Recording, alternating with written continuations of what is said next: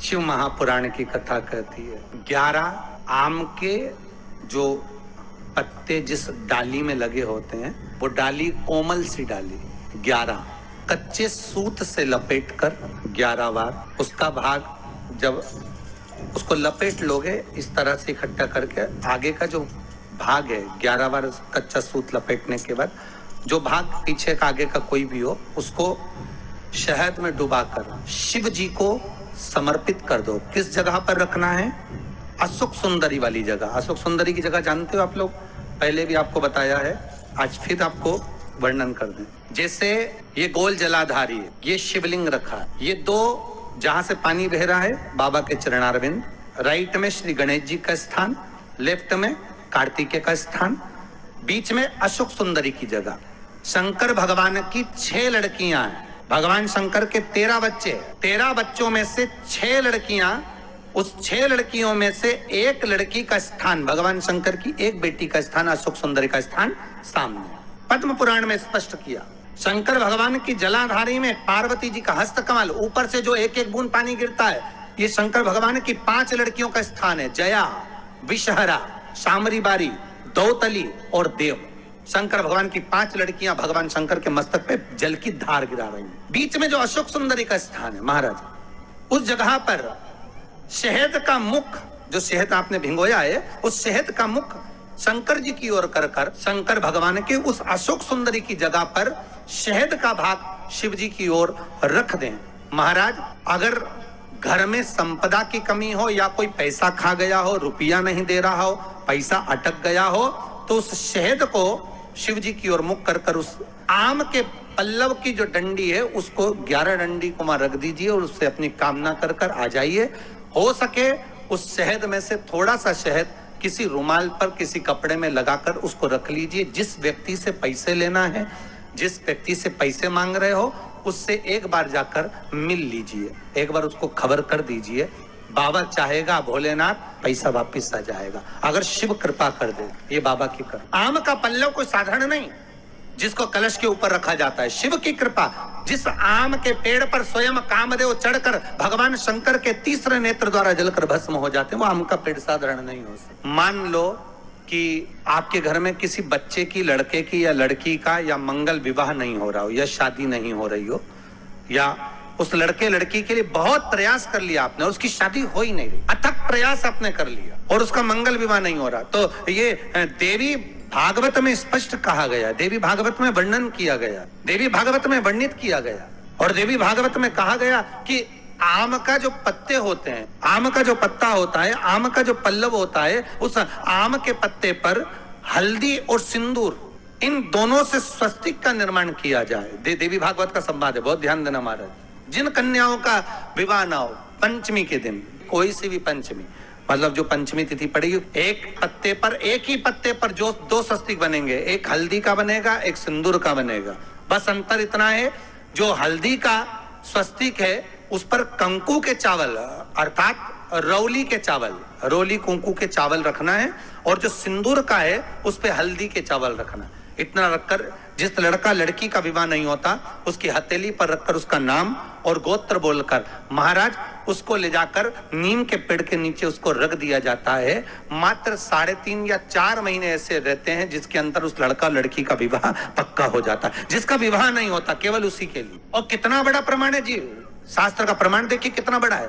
आप किसी दूसरे घर में जा रहे हो, आप अपना घर छोड़कर और दूसरे मकान में जा रहे हो, और आपको लगा कि मैं इस घर में अब 15-20 दिन नहीं आऊंगा, 1 महीना नहीं आऊंगा, तो शिव महापुराण की कथा कितना सुंदर कहती है कि अगर आप जा रहे हो और आपको ऐसा भय लगता है कि इस मकान में कोई दूसरी प्रवेश ना करे, कोई दूसरा जीव ना आ जाए, इस मकान में कोई अंतरात्मा ना आए, इस मकान पर कोई टोना ना करे, इस मकान में कोई टोटका ना करे, इस मकान में कोई जादू ना करे, तो उसके लिए शिव महापुराण की लिंग पुराण वर्णन करती है कि मात्र एक मट्टी का कलश, उस मट्टी के कलश में एक महाराज थोड़ा सा धान भरकर उसमें 1 सिक्का, 1 रुपया उसके अंदर डालकर और 1 बेलपत्र उसके अंदर डालकर उसको उसके एक दिए से या प्लेट से या नारियल से उसको रखकर एक स्थान में ईशान के अंतर्गत उसको रखकर चले जाइए। उस मकान में ना तो कोई भीतर प्रवेश कर सकता है, उस मकान में ना कोई टोना कर सकता है, उस मकान में ना कोई टोटका कर सकता, उस मकान में ना किसी की नजर लगती।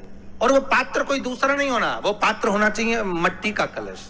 मट्टी के कलश की बड़ी महत्वता है। जिनके घर में ज्यादा रोग हो, बीमारी हो, ज्यादा तकलीफें आ रही हो, कष्ट बढ़ रहा हो, बीमारियां बढ़ रही हो, या भय लग रहा हो, डर लग रहा हो, हृदय चित्त में कहीं ना कहीं आपको भय का भान हो रहा हो, तो एक लोटा पानी एक कलश में जल भर कर रख लीजिए और रात भर उसको रखे रहने दो। कलश को रात भर रखकर सुबह सुबह उस कलश में एक बेलपत्र डालकर उस जल को नीम के पेड़ के नीचे, जहां पेड़ के नीचे सारी विद्याएं, आद्य शक्तियां, सारी देवी उस नीम के पेड़ के नीचे विराजमान रहती हैं, उस कलश में एक बेलपत्र डालकर रात भर रखकर उस जल को पूरे घर में घुमाकर उस नीम के पेड़ के नीचे समर्पित कर दीजिए महाराज।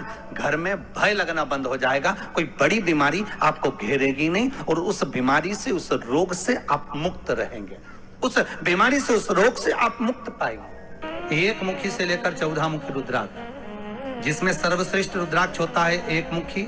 3 मुखी रुद्राक्ष बच्चों की पढ़ाई के लिए होता है, जो बच्चा पढ़ने में कमजोर होता है उसको 3 मुखी रुद्राक्ष पहनाया जाता है।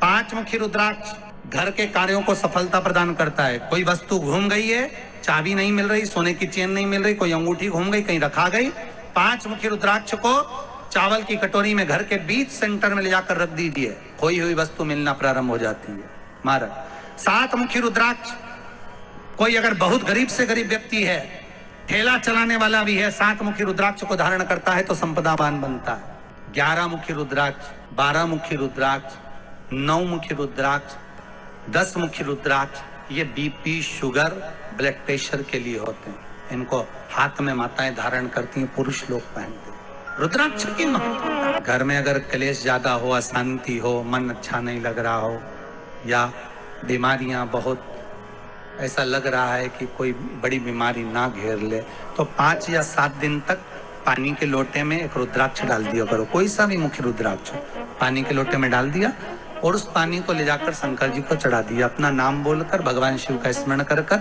ओम नमः शिवाय, श्री शिवाय नमस्तुभ्यम या महामृत्युंजय मंत्र का स्मरण कर कर आप शंकर को चढ़ाओ। 5-6 दिन चढ़ाओ, आपके मन को अच्छा लगने लगेगा, मन को शीतलता लगेगी, मन को आनंद आएगा। आपको जब रोना आए, आपको लगे कि आज मुझे अच्छा नहीं लग रहा, आज मेरा दिन बड़ा बेकार सा जा रहा है, मुझे बिल्कुल बेचैनी हो रही है, नींद नहीं आ रही, बेचैनी बड़ी हुई है, तो एक कटोरी में रुद्राक्ष को डाल दीजिए। कोई सा भी रुद्राक्ष आपके पास, जो भी असली रुद्राक्ष आपके पास में, उसको कटोरी में डाल दो और उस रुद्राक्ष के जल को 5-7 मिनट तक हथेली में रखकर भगवान शंकर का स्मरण कर कर श्री सोमेश्वर महादेव का नाम लेकर उस जल को पी लीजिए। रुद्राक्ष को निकाल कर रख दीजिए। रुद्राक्ष को निकाला और जल को पी लिया महाराज, मन में शीतलता होगी, बेचैनी समाप्त होगी और महाराज शंकर का अनुमोदन। और एक और बात ध्यान दीजिए, जब आपकी धड़कनें बढ़े, एकदम ऐसा लगे कि मुझे पसीना आ रहा है, बीपी शुगर जैसा महसूस हो रहा है कि बीपी ऊंचा नीचे, तभी भी रुद्राक्ष का पानी शंकर को स्मरण कर कर, सोमेश्वर महादेव का नाम लेकर या श्री शिवाय नमस्तुभ्यम का जाप कर कर कटोरी में पड़ा हुआ रुद्राक्ष का जल थोड़ा सा पी लीजिए, बिल्कुल शरीर को एकदम शांति मिलेगी। ऊपर नीचे जो बीपी हो रहा होगा थोड़ा आराम लगेगा। पंचमी के दिन शंकर भगवान पर जिस परिवार के व्यक्ति का कांवड़ जल हमने बताया है आपको, जरूरी नहीं है कि डंडा बांधकर 2 कावड़ के जल के लोटे लेकर जाओ, आप अपने हाथ में भी 2 पात्र लेकर जा सकते हैं। पंचमी तिथि के दिन हाथ में 2 लोटे जल के, 2 कलश जल के जब हम शंकर भगवान को चढ़ाते हैं तो ऊपर जो कमंडल होता है शिव जी के ऊपर जलधारी होती है, जिसमें जया, विषहरा, शामली, बारी, दौतली और देव, शंकर भगवान की 5 बेटियां जिसमें विराजमान होती हैं। जब हम जल समर्पित करते हैं, हमारे पीढ़ी में, परिवार में अगर कोई अधोगति में मर गया होता है, कुंवारी अवस्था में चले गया होता है, गर्भ में मर गया होता है, गर्भ के बाहर निकल कर भी अगर कुंवारी अवस्था में चले गया होता है, दोनों पंचमी पर परिवार का अगर कोई एक व्यक्ति भी जल चढ़ा देता है शंकर भगवान पर तो सर्प की योनि में नहीं पड़ता, जीव मुक्त हो जाता। प्रेत योनि में सर्प की योनि से मुक्त हो जाता। श्री शिवाय नमस्तुभ्यम, सब बोलिए एक बार जमकर, श्री शिवाय नमस्तुभ्यम।